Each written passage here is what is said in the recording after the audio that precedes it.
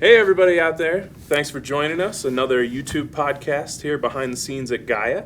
I'm with Gregg Braden, host of Missing Links, only on Gaia. So let's get into it, Greg. Let's start right away with something that all of your audience is very curious about. What is your reaction right now to the current political landscape and everything that's going on in the White House and all the Congress energy? Please share. Sure. Well, first, I just want to take this opportunity to say hello to my audience. I know many of you have seen some of the films. I get to talk to you directly right now. And this is my opportunity to share some of the good news. And I think there is a lot of good news in what's happening in the world right now. Immediately after the American elections, I was asked to comment. Radio stations, TV stations, there were days of reconciliation where entire cities came together with mayors and prominent civic leaders. And I was asked to keynote and begin one of those in Santa Fe, New Mexico. And I'm just going to begin by saying I think what's happening in America transcends politics. I think this is so much more than politics. I'm not a tremendously political person, and I am a student of history, and I'm a student of civilization itself. And I think something much more profound is happening here. So I'm going to begin the answer by simply saying the election happened in 2016. In 2016, we can say that 240 years ago, something happened in this country that has never, ever happened anywhere on the face of the earth in the past and has never been replicated or been able to be duplicated in the present day. And that is a group of men came together, and at that time it was a male organized group, and founded an entire nation on principles in a way that has never ever happened before. Principles of life itself, of liberty itself. There were 56 men, 13 of them were Freemasons. And they had a vision for a nation wherein the people have the power rather than a king or a monarch of some kind.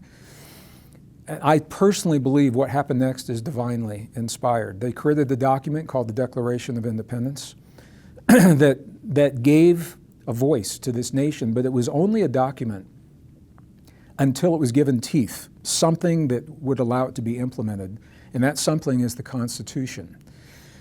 The Constitution of the United States of America is what enables these freedoms to be exercised in a way that has never ever happened anywhere in the past. That document is under attack right now. So when it comes to presidents, presidents come and go, parties come and go, and it is important what's happening. But if you look closely at the oath of office of the President of the United States, it is only a single sentence. And that sentence says that whoever accepts that office will preserve, protect, and defend the Constitution, the document that makes our way of life and our nation possible.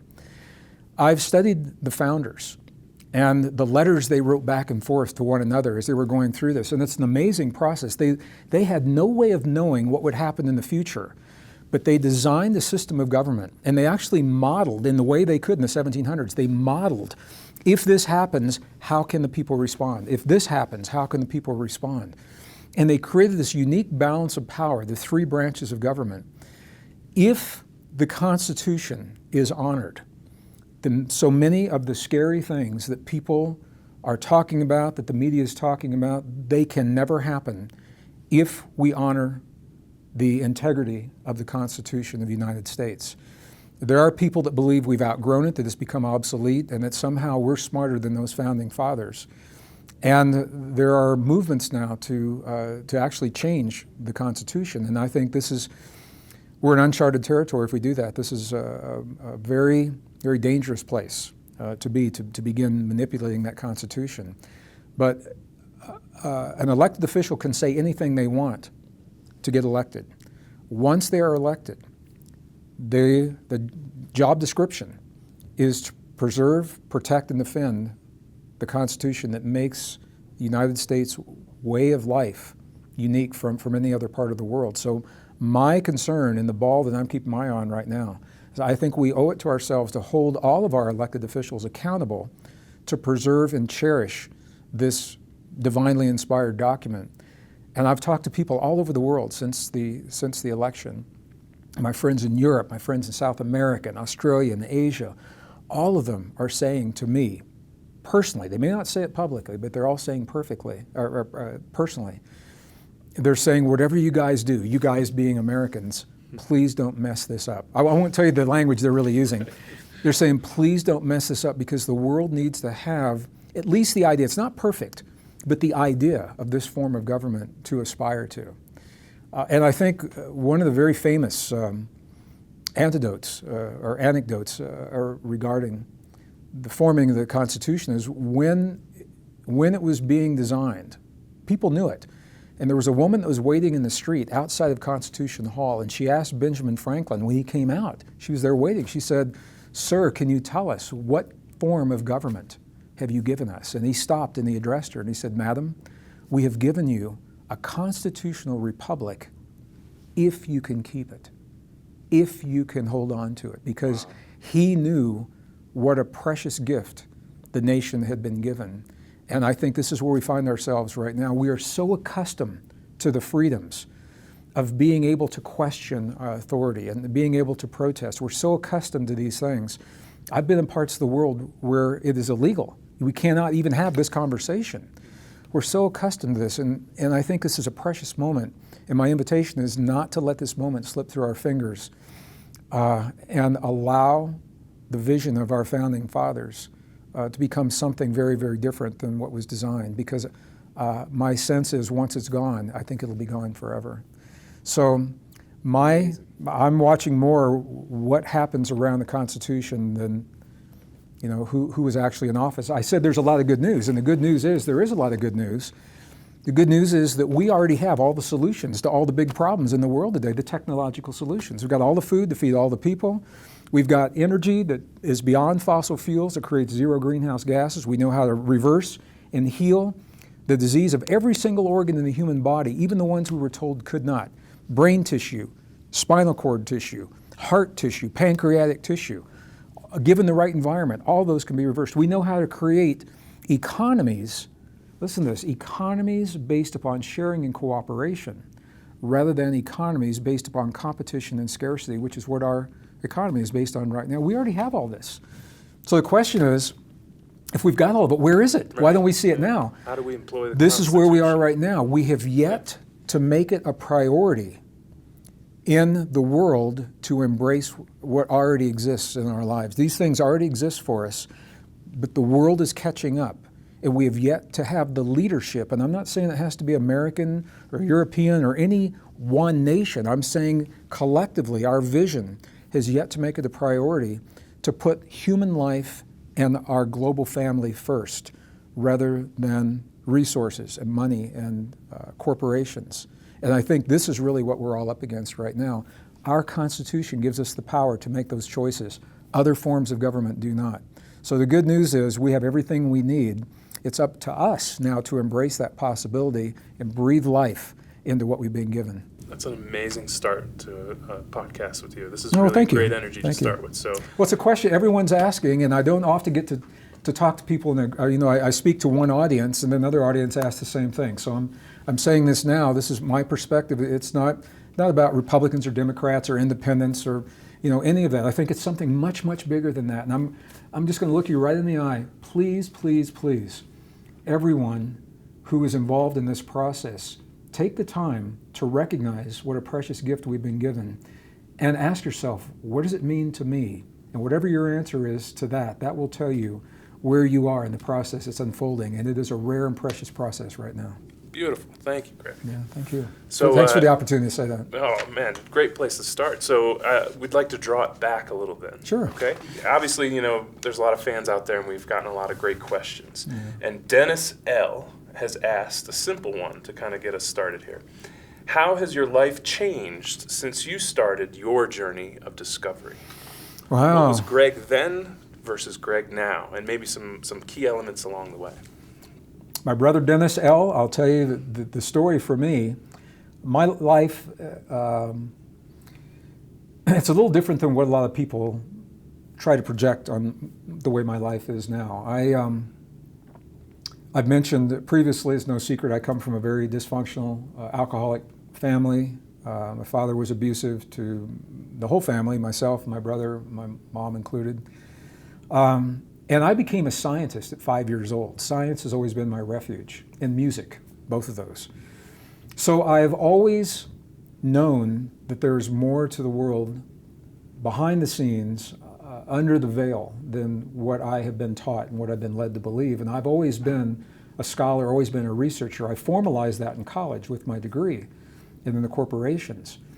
So it's not that my life has changed so much, but what has become different is the more that I understand through the tools of science, the more that I understand the deepest truths of our existence, the easier it is for me to embrace the change that I see in the world, because it doesn't look so scary.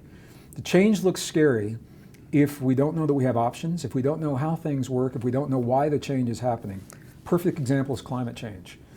If we're led to believe that Earth is broken and that we have somehow broken it, that's a very different vibe and a very different feeling than recognizing that climate change is the result of Earth's relationship to the sun and space, which changes.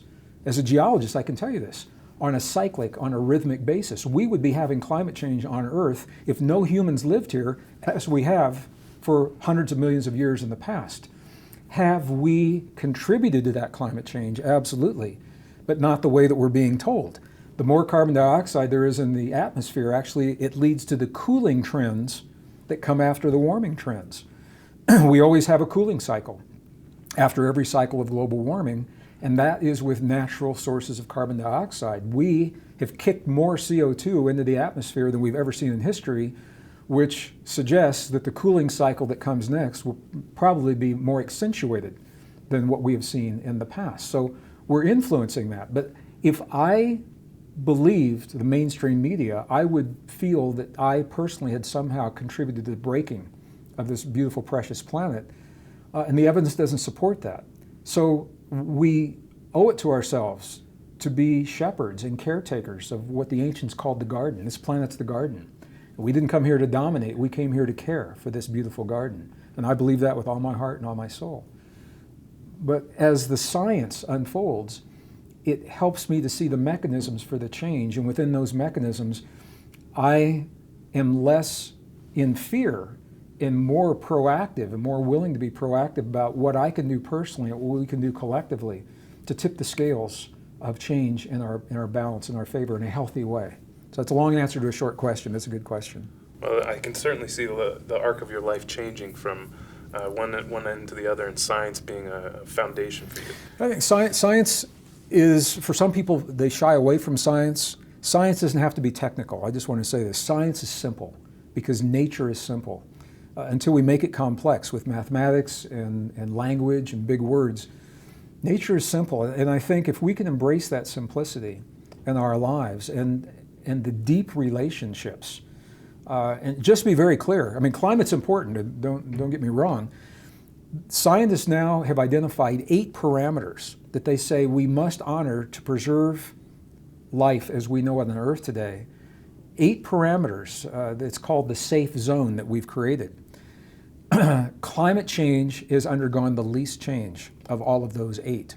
So to put it in perspective, the oceans have become acidified much faster than the climate is changing, and people aren't talking about that very much. Biodiversity. We're losing species like crazy because of the stuff we're kicking into the environment.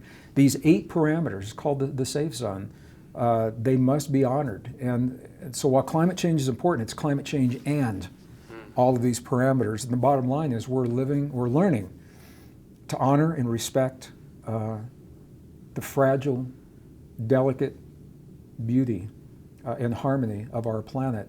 And we're learning it in this generation. Amazing. Yeah. Dennis L., thank you for your great question to get Greg started off on a really good chat with us. So another question comes in from Susanna O., and she says, what are you working on now, and do you have a new book coming out? And then there's a second part. Who do you consider your greatest influences or heroes? Wow, those are big questions. I'm going to start with the second one first. One of the greatest influences in my life, as I mentioned, my father left when I was 10. I didn't know him very well. My grandfather, I was closer to than my father. An amazing man, a very humble man who I miss tremendously, even today, was one of my greatest heroes. And he didn't always understand what I was doing or why I was doing it, but he always trusted me and he encouraged me. And he said, Greg, if this is what your heart is saying to you, then go for it. In the scientific realm, Albert Einstein. I never knew Einstein. Our lives, he left right before I came into this world. So I always kind of think maybe we passed somewhere in the inner planes, and I get to thank him. I admire Einstein tremendously because he was willing to look at the world in a different way. He didn't follow the rules, not that we shouldn't follow the rules, but where they didn't make sense. The only way he was able to do what he did was to ask questions that had never been asked and not be afraid to go to places. And when the tools weren't there, he developed the tools to help him forge his way into a new way of thinking. And I admire that tremendously. There was a poet early in the 20th century, and I talked about this in one of my previous interviews. His name was Khalil Gibran.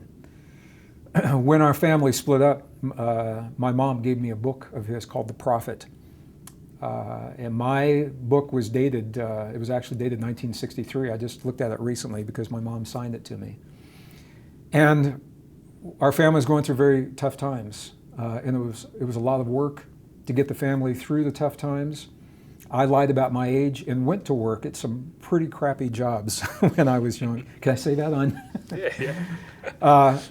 And there was a single sentence in this book that became a cornerstone for me when I was young at 10 years old, and it's followed me through my whole life. And Khalil Gibran said, work, no matter what our work is, he said, work is our love made visible. So when I would have a job loading 50-pound bags of cat litter, for example, onto a train boxcar at night, that was my job. Guys I worked with really berated that job, and I learned to think about it differently. And I said, you know, I'm going to be here all night doing this, but if I do it just right, it's a good upper body workout, 50 pounds at a time, and you do that for 8 or 9 hours. I said, I'm getting paid for a workout. And it was a different way of thinking about my job. But the key for me was what that meant. Work is love made visible. This is what Khalil Gibran said. Work is love made visible. It means for me, whatever I say yes to, if I agree to do something, I'm going to do the very best that I can possibly do and not hold back anything at all. Because in me saying yes, that's me loving myself. It's me loving this planet and this world and the opportunity. And think about this, the gift that we're given to actually do something and express ourselves in some way. And all of a sudden, loading those 50-pound bags becomes an art form. My bags were all stacked perfectly neat. I looked better. I was more buffed at the end of my shift than I was at the beginning, and I got some money for doing it. So I couldn't ask for any more. Very cool. So my grandfather, Einstein, and Khalil Gibran would be the short answer to that question. And then the first part, who are you? What are you working on now? And do you have a new book coming out? Yeah, well, you couldn't have asked that. Is this really from a viewer? This is from Susanna O. Well, yeah. this is, okay, so Susanna O. She's a big fan. I'll tell you a secret. I went to Australia 2 weeks ago. I just got home. And the night before I left for Australia, on my home computer, I pushed the send button to send the newly completed manuscript of my new book to the publisher that I just learned will be published and released October 10th of 2017. So that's the pub date. The title is Human by Design, from evolution by chance to transformation by choice is the subtitle. The book is in 2 parts, and the first part is telling us the new science that's not being shared in the mainstream media, classrooms, or textbooks that tells us that evolution, as we've been led to believe, while it's a fact for some forms of life that I've seen as a geologist, it fails when it comes to humans. Evolution, as we've been taught, is not our story. The DNA, the forensic evidence of the DNA, that means we can go into the DNA and look and see what happened to that DNA to make us who we are, to give us our humanness. And what has been discovered is that portions of our DNA are literally fused together, spliced, in a way that cannot happen through evolution as we know it. And after the splicing happened, the resulting chromosomes, chromosome number 2, for example, were modified. Portions that were redundant were either turned off or removed altogether to give us the cortex, the neocortex of our brain that allows us the human abilities of compassion, empathy, sympathy, logic. That is the gift of something that happened to us 200,000 years ago that is not through the process of evolution. The second half of the book is, now that we know that, how do we apply that in our lives? The extraordinary gifts, intuition, deep intuition, triggering self-healing on demand, triggering a powerful immune response on demand, anti-aging hormones on demand, hotline, access to the subconscious on demand. All of those are as a result of that chromosome and more. So how do we apply that in our lives? So the new book, Human by Design, 2017, October 10th. Thank you for asking. Awesome. So actually, that's perfect timing to jump into something it was sort of towards the end of the questions here, but I had a little synchronicity happen this morning with my own children. Well, this is really recent. Yeah, so synchronicity is a big deal in my life. Okay. And I was making breakfast for my kids, and they had just watched an episode of Wild Kratts on PBS that had to do with evolution. Ah. And that basically they asked Dad, what is evolution? Did we really come from apes? And I gave him the synopsis while I was making their eggs. And then a little time passed, and my son asked, if we evolved from apes, then where are we headed? And I thought, oh my gosh, that's a great question for Greg. Yeah, it's a beautiful question, and the answer is that the evidence doesn't support that we evolved from apes. Here is what the evidence is showing very clearly right now: the physical evidence, and now the DNA, the genetic evidence. Humans showed up on Earth 200,000 years ago. Scientists agree with that. There's no controversy there. They're called anatomically modern humans, AMH, showed up 200,000 years ago and have not changed in 200,000 years. That means we are them, they are us. If you take their skeletons and put them next to us right now, you can't tell us apart. The same cranial capacity, the same body proportions. The genetic changes that happened to make the human 200,000 years ago are the changes that we're now looking at in the DNA. Chromosome 7, for example. There's a gene that gives us the ability for advanced speech. The question is, why can't monkeys talk? Why can't a chimpanzee talk? Because we're so close to them. We've got over 98% of the same DNA. Why can't they talk? 200,000 years ago, 2 letters were switched in the DNA code to give us the ability for complex speech. After 25 million years, that didn't happen it still hasn't happened with the chimps. It happened at the same time human chromosome number 2 was fused to give us the brain, to give us the capacity for compassion, emotion, sympathy, empathy, all of these things. So the bottom line is that we showed up. We appear to have no evolutionary path leading up to us. We appeared, and it is the genetic engineering that allows that appearance. The question is, who did that? Where does it come from? Every civilization, every culture has their own story. The ancient Sumerians have their story. The Egyptians have theirs. The Navajo have theirs. The Hopi have theirs. The Hindus have theirs. The Hebrew traditions have theirs. The Christian traditions have theirs. Scientists have had a story called evolution, and now DNA is telling a new story. So I think what's key here is if we can let go of the idea that evolution is the story. For 150 years, since Darwin's time, every shred of evidence that's been uncovered, scientists have tried to cram into a pre-existing story, whether it fits or not. And it's leading us to a dead-end path. If we can let that story go and allow the evidence to lead to the story it tells, rather than forcing it to fit into a pre-existing idea. If you can see that, it's a subtle and it's a powerful difference. Allowing the evidence to tell the story, I think we can begin to reasonably, honestly, truthfully, factually begin to answer this question of who are we and where do we come from. Here's why it's important. The story of evolution is very sterile, very impersonal. It leaves us feeling like we're very insignificant. And that sense is taught to our young people, that life is insignificant, that their lives are insignificant.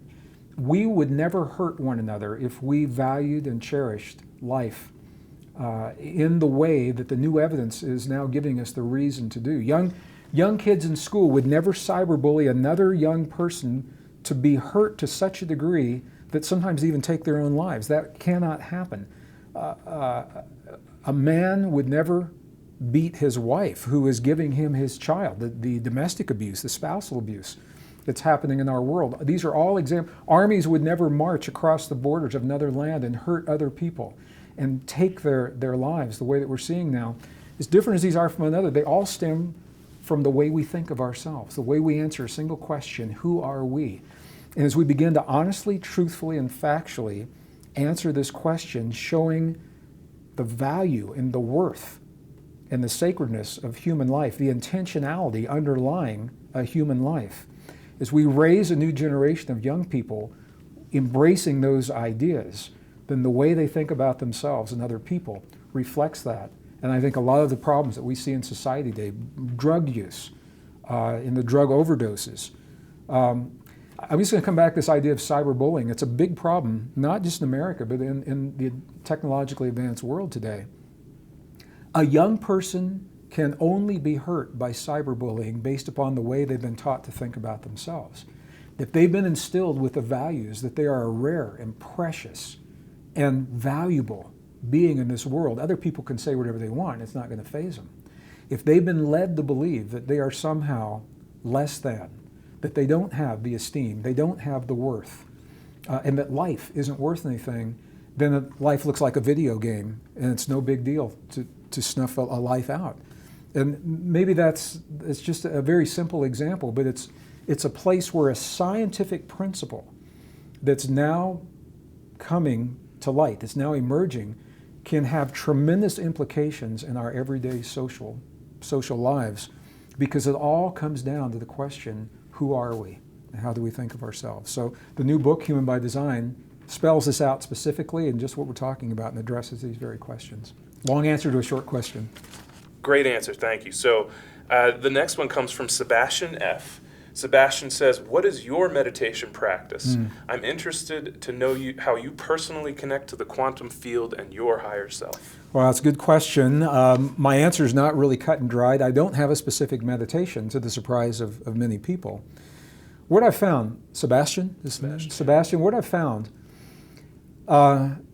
in my life, I've had the opportunity to spend time with monks, with nuns, with abbots, with healers, curanderos, shamans, indigenous peoples throughout the world.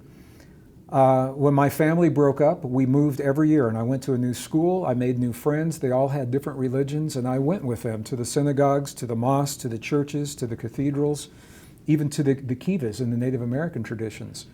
And what I found was that every one of those traditions was a perspective, but it was a perspective that I felt was incomplete for me. I have to say that for me. So rather than following a specific tradition, I chose to go to the essence of where each of them were coming from and develop a practice based upon that. The practice begins with mindfulness, with an awareness. And from that sense, I believe that my life is the meditation. Every day is the meditation. Rather than thinking of an altered state that I go into sometime during the day or when I need it, and then coming back, to the best of my ability, and I'm still learning, I'm a student of this. It's about living every moment of every day with awareness, with sensitivity to the people around me, to my environment, to my world, to my own body. And it's about allowing that awareness to help me to become sensitive to a deeper existence.